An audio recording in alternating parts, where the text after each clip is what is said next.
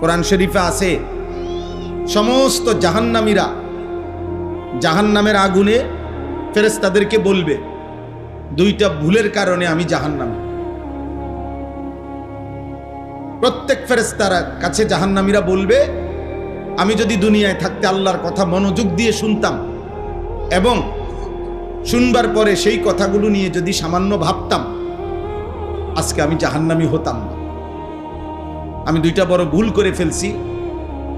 এক হলো মনোযোগ দিয়ে শুনি নাই, দুই হলো শোনা কথাগুলো নিয়ে আমি ভাবি নাই,